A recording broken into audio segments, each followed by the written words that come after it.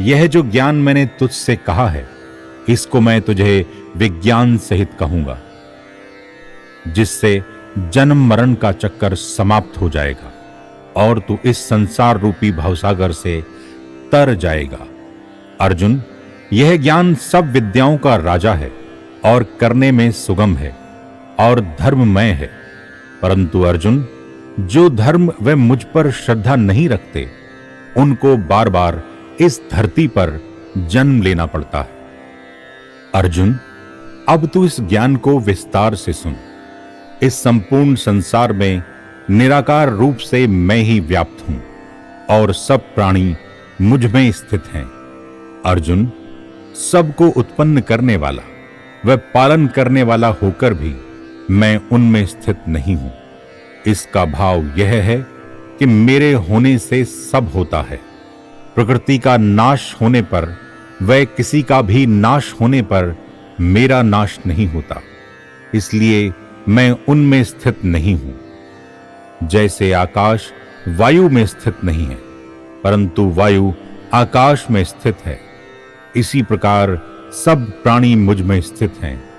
किसी के अच्छे व बुरे कर्म करने से मुझ पर कोई प्रभाव नहीं पड़ता।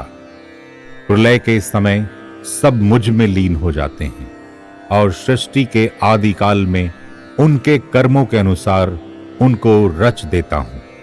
इसीलिए सबको अपने अपने कर्मों व स्वभाव के वश होकर बार बार जन्म लेना पड़ता है और मरना पड़ता है। लेकिन अर्जुन, मुझको कर्म नहीं बांधते। अर्जुन, मेरी माया तो देख, मेरी माया से ही यह संसार उत्पन्न होता है और प्रकृति मेरी देखरेख में ही सब कार्य करती है।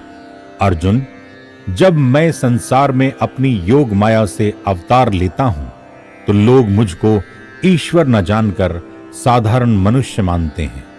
अर्जुन, आशा, तृष्णा व इच्छाओं से परिपूर्ण आसुरी स्वभाव व तामसी वृत्ति के मनुष्य मुझ परमात्मा का भजन नहीं करते।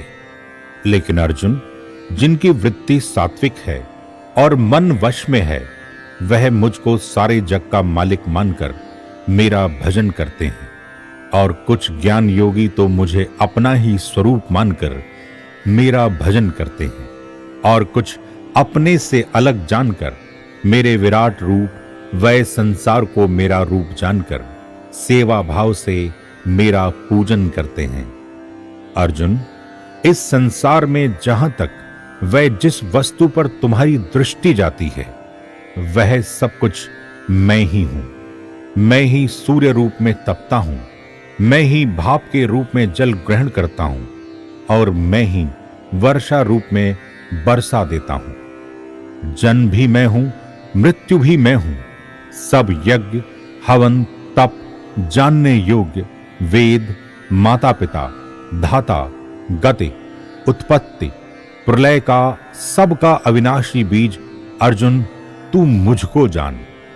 अर्जुन, सकाम भाव से मेरा पूजन करने वाले स्वर्ग की प्राप्ति का यत्न करते हैं, जो कि उनको प्राप्त भी हो जाता है, परंतु वहां पर भी वह भोग ही भोगते हैं और पुण्य समाप्त होने पर उन्हें फिर अपने कर्मों के अनुसार जन्म लेना पड़ता है। यानी जन्म मरण का चक्कर समाप्त नहीं होता। परंतु अर्जुन, जो मेरा भक्त कुछ भी इच्छा न रखकर मेरी शरण होकर मेरा चिंतन करता है, यानी मेरी पूजा व उपासना करता है, उस भक्त का योगक्षेम मैं ले लेता हूं। अर्थात जो उसकी आवश्यकता है उसको यथा समय पूर्ण करता हूं और जो उसके पास है उसकी रक्षा करता हूं। लेकिन अर्जुन, जो देवताओं का पूजन करते हैं, वह पूजा तो मेरी ही करते हैं, परंतु मुझको देवताओं से अलग जानते हैं, इसीलिए उनकी यह पूजा अविधिपूर्वक है। वह मुझको तत्व से नहीं जानते, इसलिए उनका पतन हो जाता है। सकाम भाव से देवताओं की पूजा करने वाले देवताओं को प्राप्त होते हैं। पितरों का पूजन करने वाले पितरों को व भूतों का पूजन करने वाले भूतों को प्राप्त होते हैं। परंतु अर्जुन, निष्काम भाव से पूजन करने वाला मेरा भक्त मुझको ही प्राप्त होता है।